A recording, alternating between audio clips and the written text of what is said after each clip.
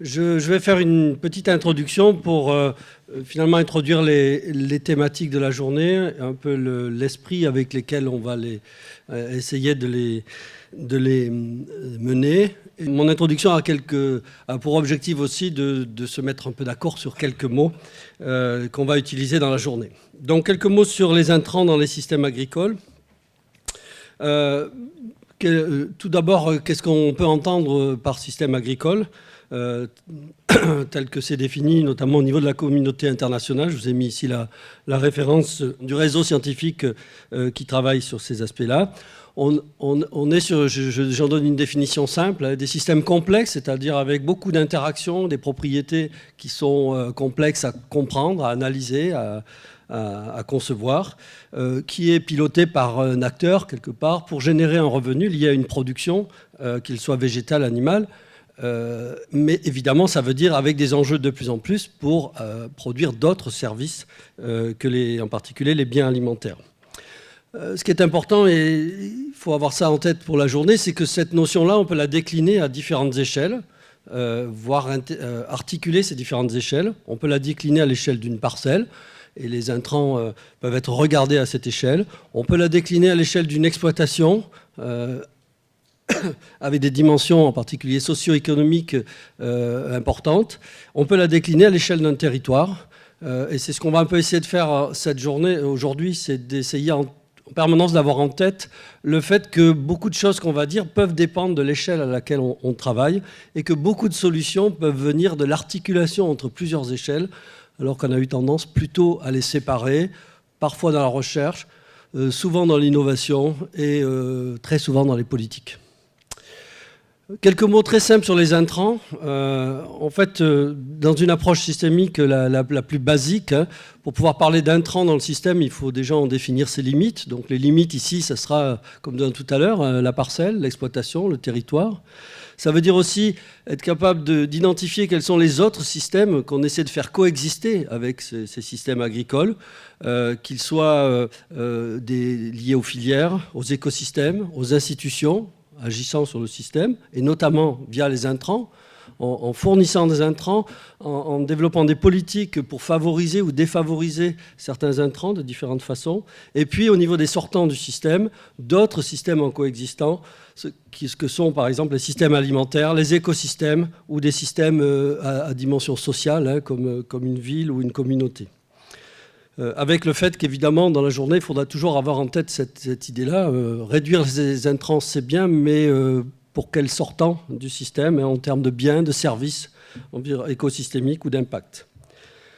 Le pari de l'agroécologie, pour le résumer, c'est finalement de dire qu'on va essayer de remplacer les intrants du système, ou une bonne partie d'entre eux, ceux qui sont les plus impactants, par un système plus complexe, dans lequel on aura peut-être plus d'espèces à gérer, par exemple, et par un pilotage plus fin des processus naturels. Je le pose comme un pari, mais évidemment, on aura l'occasion de voir qu'il y a déjà des pistes de travail bien avancées dans ce domaine, aussi bien chez les praticiens, chez les agriculteurs, que dans la recherche.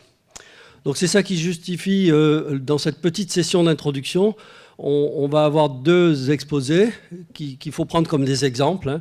Un premier par Alain Normand pour nous expliquer comment se positionne la question de réduire les intrants dans un contexte de compétitivité au plan international. Et puis ensuite, on n'a pas pu avoir le viticulteur, mais je m'en doutais. Donc on a fait un petit film d'une exploitation. Et je me suis dit, autant prendre une exploitation biodynamique, puisque si vous relisez les textes fondateurs de la biodynamie dans les années 1920, le siècle d'avant pour les jeunes, c'est le principe de l'autonomie du système, de la ferme vivante autonome était inscrit dans le terme. Donc en général, on pourrait s'attendre à des systèmes qui ont très peu d'intrants. Ça sera une façon d'illustrer un peu concrètement c'est quoi les intrants dans ce genre de système. Une question importante, c'est d'essayer de bien poser le problème de la réduction des intrants. Si je prends une approche très simple et illustrée ici par la relation entre azote et rendement, qui est probablement la plus utilisée, mais qui reste la plus étudiée, mais qui reste pertinente. L'intrant définit en bas un axe de durabilité. Le réduire, c'est a priori améliorer la durabilité environnementale de différentes façons. Et l'axe des ordonnées va conditionner d'une manière ou d'une autre, en combinaison avec les prix et les surfaces, la compétitivité économique. Donc poser le problème, ça veut dire déjà fixer l'objectif qu'on a de production. Si vous prenez la courbe du milieu, si seul l'intrant, qui est un abscisse, l'azote est limitant, la fixation de l'objectif de production vous fixe déjà un niveau d'intrant à obtenir. La deuxième chose, c'est de se fixer un point de départ. Il est évident que la réduction des intrants est relativement facile quand on est dans des apports d'azote très excédentaires, comme on peut les voir encore dans pas mal d'endroits du monde, aussi un peu en France, mais moins. Dans beaucoup de cas, en France, les agriculteurs sont déjà vers le point d'inflexion. Donc, ce n'est pas du tout la même façon de poser la question et la même notion de risque aussi. On peut aussi changer le contexte du système, c'est-à-dire changer les objectifs de production, avec deux façons simples de le faire. Par exemple, passer en bio en espérant avoir des prix plus forts. Donc, avec un rendement plus faible, on peut s'en sortir aussi bien. Ou bien augmenter la surface cultivée sur des rendements plus faibles. Et dans un certain nombre de cas, c'est aussi ce qui se produit. Et puis, on peut aller un cran plus loin et essayer de faire ce que propose l'agroécologie, c'est-à-dire changer la structure du système agricole, en particulier la rediversifier, reconsidérer la façon de gérer le sol, pour finalement, avec des objectifs de rendement équivalents, pouvoir encore gagner un cran dans le système. Quels sont les intrants mobilisés par les systèmes agricoles dans l'esprit de beaucoup de gens, et peut-être de vous-même? Les intrants, c'est ça, c'est les engrais et les produits phytosanitaires. C'est-à-dire qu'intrant est souvent associé à intrant de synthèse. Je vais le prendre de manière plus large, et c'est ce qu'on va essayer de faire dans la journée. Les intrants, c'est aussi de l'énergie, en particulier liée à ces intrants eux-mêmes, à la synthèse de l'azote, par exemple, ou à leur application. C'est aussi des intrants qui ne sont pas de synthèse, mais qui peuvent être prélevés d'une manière ou d'une autre sur la nature, sur d'autres systèmes, comme les composts, par exemple. C'est aussi de l'eau. C'est aussi du travail. Selon l'échelle à laquelle on analyse la question, il y a du travail qui est injecté dans le système. C'est aussi de la terre. Quand on pense au système alimentaire, il y a une certaine surface qui peut lui être dédiée, et la même chose pour chaque culture. Mais de plus en plus, là aussi, l'hypothèse de l'agroécologie, c'est qu'on va réduire certes un certain nombre d'intrants, mais il va falloir en augmenter un autre en général, qui est le savoir. Le savoir sur les processus, le savoir sur l'état de ces parcelles, etc. Et puis derrière tout ça, en général, il y a de l'argent qui est tiré par ces intrants, selon leurs coûts, selon leurs impacts, etc. Donc je vous propose de garder derrière cette notion d'intrant cette appréciation très vaste qui est compatible avec l'approche de système agricole que j'ai présentée tout à l'heure.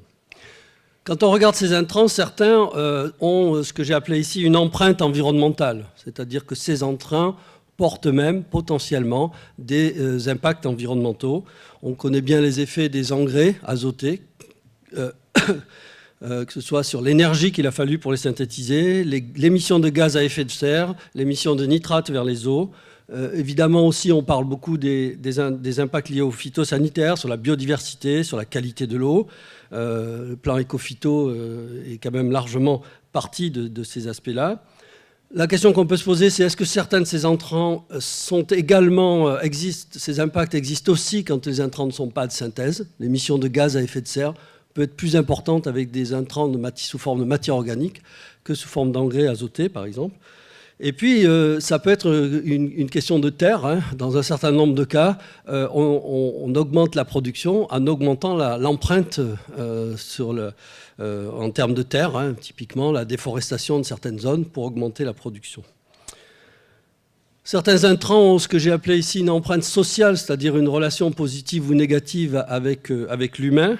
Le travail, je le considère ici comme un intrant, et on peut le regarder, il faut le regarder de différentes façons, à l'aune de choix de mode de vie des exploitants et aussi de questions de santé des exploitants. Évidemment, le travail peut aussi un sortant du système. Si on crée de l'emploi avec l'agriculture, on a aussi un produit, un service rendu. Je remets en lien avec les phytosanitaires les enjeux de santé des applicateurs, par exemple, et les enjeux d'image que connaît bien aujourd'hui la filière viticole bordelaise, par exemple. Enfin, les autres aussi, mais on parle beaucoup de Bordeaux. Et puis la terre a aussi une empreinte sociale. Si déforester pour cultiver, ou bien utiliser des terres agricoles pour installer les villes étant en général plutôt dans les plaines que sur les collines. Derrière ces intrants, il y en a qui sont non substituables, c'est-à-dire on peut faire ce qu'on veut, il en faudra toujours. Et je pense que c'est typiquement le cas de l'eau. Alors, ne m'agrippez pas sur les chiffres, hein, j'ai pris des ordres de grandeur, on pourrait discuter vraiment là-dessus, mais c'est l'ordre de grandeur, hein, avec l'idée que quoi qu'on fasse, avec la génétique, avec l'agronomie, pour produire de la biomasse, il faut transpirer de l'eau. Et les quantités d'eau peuvent être assez considérables, hein. Et puis l'autre aspect, c'est que c'est un intrant un peu particulier, puisqu'en fait cette eau ne fait que passer, et le végétal contient très peu d'eau. Donc c'est un intrant qui est forcément associé à des sortants, qui vont être la production d'eau, et qui peut être un service écosystémique aussi, si cette eau est propre, c'est-à-dire elle n'est pas chargée de polluants. On connaît un certain nombre de systèmes. Je citerai juste la plaine de la Crau, pour lequel le remplissage de la nappe se fait, sur lequel l'eau est prélevée par les populations, se fait finalement en passant à travers le filtre, hein, des prairies de Crau. Il y a des intrants qui sont substituables par d'autres, par un autre intrant. Typiquement, ce que fait l'agriculture biologique en première approximation et dans la première étape le plus souvent, c'est remplacer un engrais minéral par des engrais organiques. Il y a beaucoup d'enjeux aujourd'hui pour remplacer les produits phytosanitaires de synthèse par des produits de biocontrôle, hein, quelle que soit la façon dont ils sont produits. On verra aussi des exemples où le travail peut être remplacé par de l'énergie à travers la mécanisation. Et on peut, comme je le disais pour l'agroécologie, avoir des situations dans lesquelles en fait, on substitue un intrant plutôt par un processus dans le système, par une complexification du système. Remplacer des engrais azotés par des légumineuses, ou bien remplacer ou espérer remplacer des produits phytosanitaires en plantant des arbres et des haies.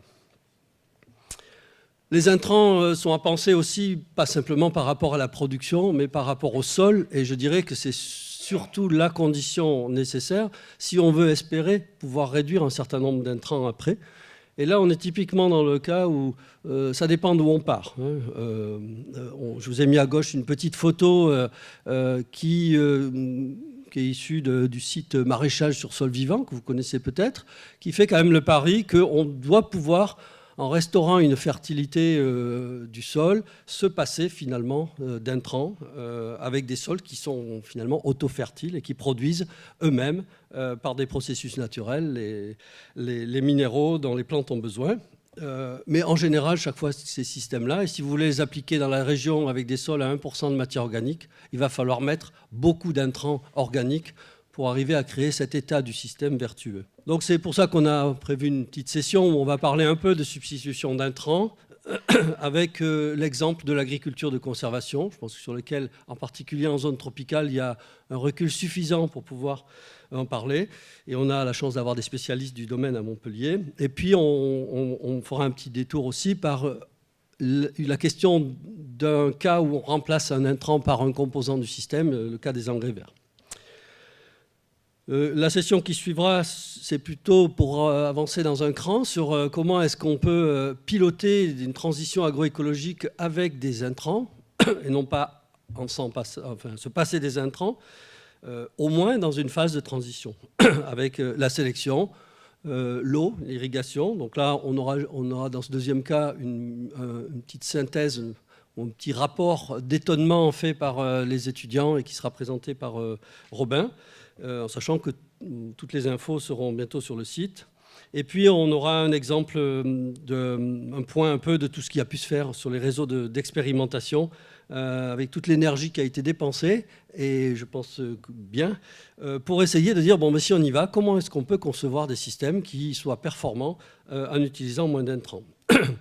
On a laissé une place un peu plus importante au biocontrôle, qui fait l'objet par ailleurs de beaucoup d'initiatives, y compris de consortiums, parce qu'on pense que c'est un des leviers importants et sur lequel il y a vraiment des synergies à créer entre ceux qui développent ces solutions et ceux qui conduisent les systèmes de culture pour qu'il y ait vraiment une co-conception des deux. Alors, l'autre question, c'est réduire les intrants. Ça peut passer aussi par le fait de tout simplement changer d'échelle, régler à une autre échelle le problème qu'on n'arrive pas à régler à la parcelle.